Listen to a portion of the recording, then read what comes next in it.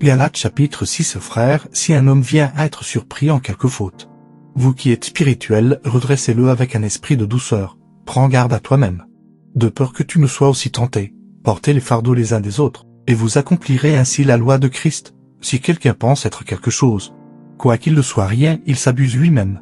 Que chacun examine ses propres œuvres, et alors il aura sujet de se glorifier pour lui seul et non par rapport à autrui, car chacun portera son propre fardeau.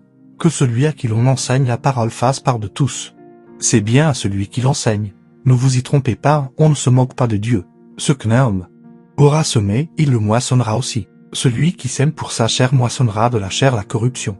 Mais celui qui sème pour l'esprit moissonnera de l'esprit la vie éternelle. Ne nous lassons pas de faire le bien, car nous moissonnerons au temps convenable, si nous ne nous relâchons pas.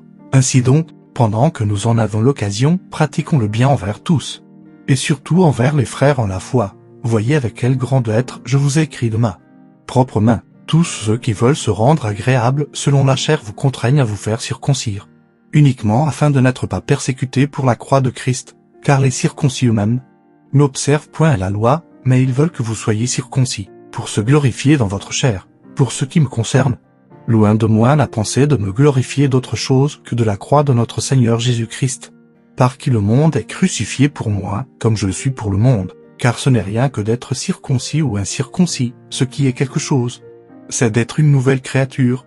Mais miséricorde sur tous ceux qui suivront cette règle, et sur l'Israël de Dieu, que personne désormais ne me fasse de la peine, car je porte sur mon corps les marques de Jésus. Frères, que la grâce de notre Seigneur Jésus-Christ soit avec votre esprit. Amen.